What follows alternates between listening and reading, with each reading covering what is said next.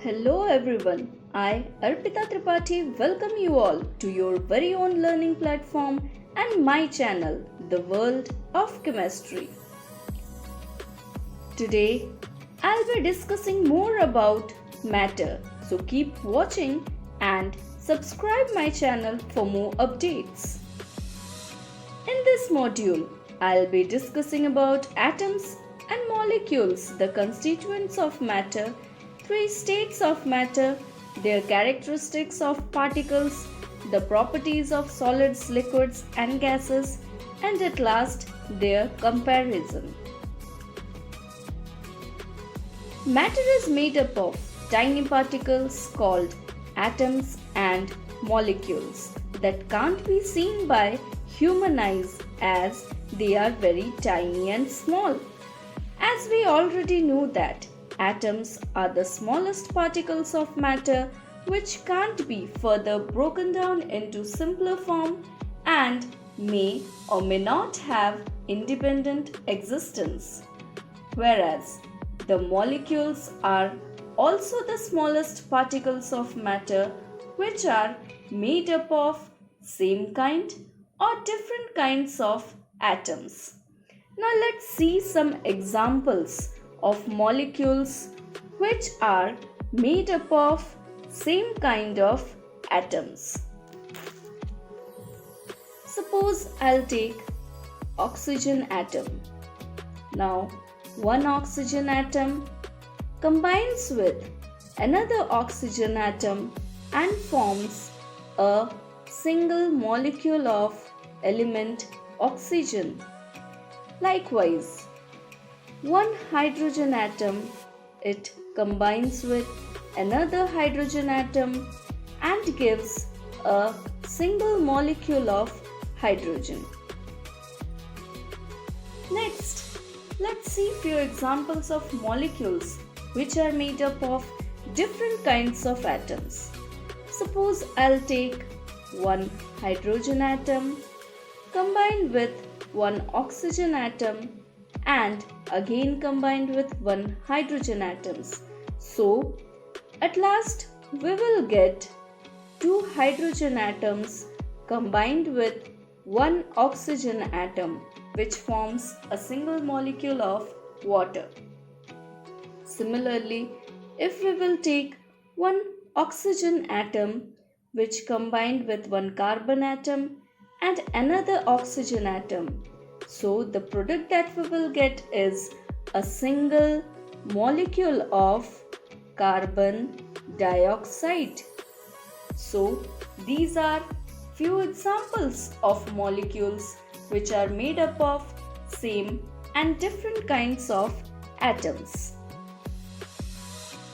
Now let's find out why do we have these three different states of matter. Now, it's because of the arrangement of molecules. The molecules of a substance are held together by a force called intermolecular force. As you can see here, this is solid, this is liquid, and this is gas. The molecules of solid are very closely packed. Since they are very closely packed, the intermolecular space between them is very less.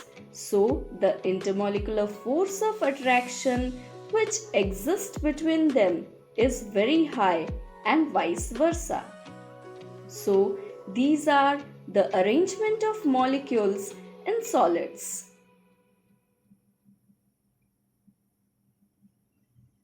Now, when we come to the molecules of liquid, you can see there are some little space between them as because they are farther apart. Why it is so? Because the intermolecular force of attraction between the molecules of liquid are less as compared to the solids, and hence the intermolecular space is more than that of solids. Now coming to the gases, you can see that the molecules of gases are much farther apart. Reason is obvious. the intermolecular force of attraction is very less in case of gases. Actually, it is almost negligible. Hence, the molecules of gases are very far apart. You can see I told the space between the molecules of substances is called intermolecular space. Now let's study about the solids in details. These are the molecules of solid and they are vibrating about their mean position if observed closely. So in solids, the molecules are very closely packed and hence the molecules of solid cannot move freely. They only vibrate in fixed position, which is quite visible in this figure. And that is why the solids have definite shape and volume. So this is the characteristic of solids, that they have definite shape and definite volume. And if the question arises that why they have definite shape and volume, the answer to this is because the solid molecules are very closely packed. They are not free to move, they only vibrate about their mean position. Now, we all know the examples of solids like stone, wooden block, iron, bed, school bag, duster, etc.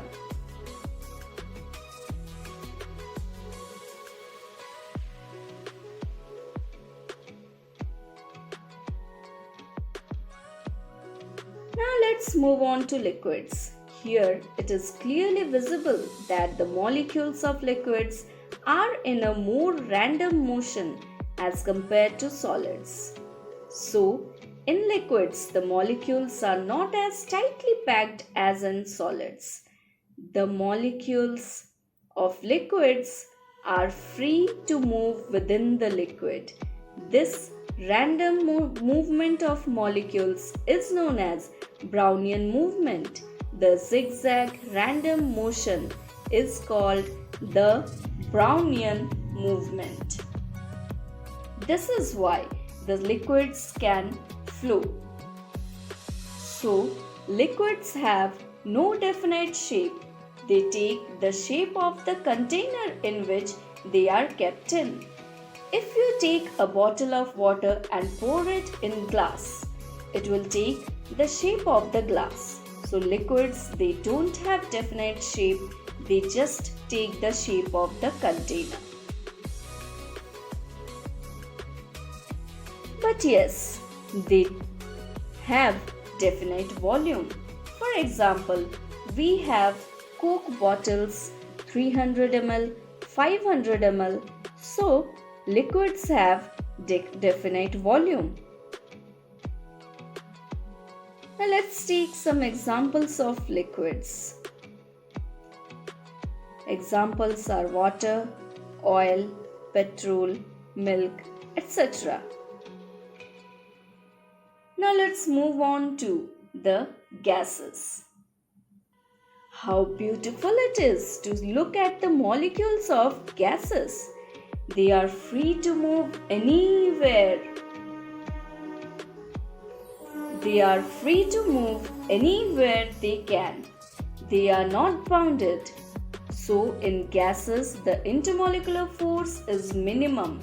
It is about almost negligible, and thus gases have got the maximum intermolecular space, and that is why they are very much free to move around in a closed container, or if left open, it can fill the entire space. Therefore, gas molecules show maximum Brownian movement, and that is why the gases move freely and take the shape of the container they are kept in. Now, what do this mean? This means that they neither have any definite shape nor they do have any definite volume. If gas is kept in a container of 50 ml, so its volume will be 50 ml. If gas is kept in a container of 100 ml, so the volume becomes 100 ml. so it takes the shape and volume of the container they are kept in. Example of gases: hydrogen, oxygen, nitrogen, etc. Our atmosphere is filled with different types of gases. Now let us compare the three states of matter: solids, liquids, and gases. Let us come to the shape. As we have studied, solids have definite shape. The liquids, they take the shape of the container they are kept in, and gases also takes the shape of the container they are kept in. As it is visible, the gas molecules have taken the shape of the balloon.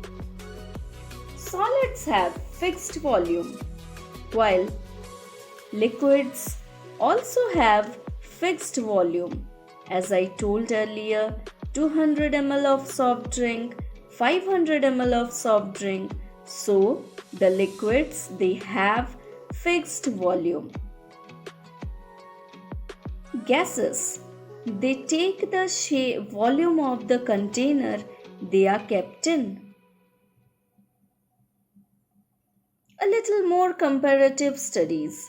Coming to the fluidity, we all know solids, they don't flow, while the liquids, they flow from a higher level to a lower level.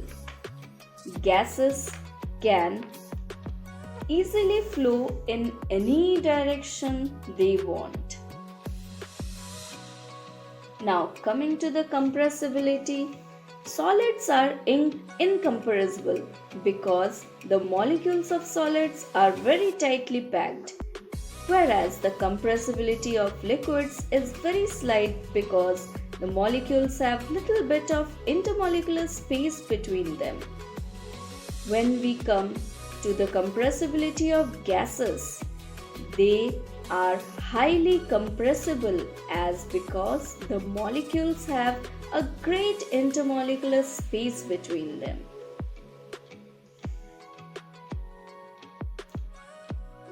Now, let's move on to diffusion. Solids, they generally don't diffuse with each other under normal conditions. In case of liquids, they diffuse with each other slowly than the gases. But all liquids don't diffuse with one another. Hence, the liquids which mix with each other are known as mixable liquids. For example, milk and water. And the liquids that don't mix with each other are called immiscible liquids. Example, oil and water.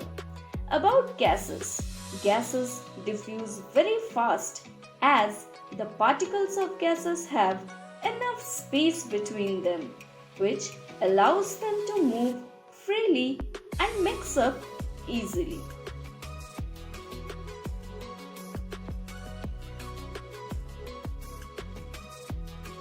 Thank you for watching the video.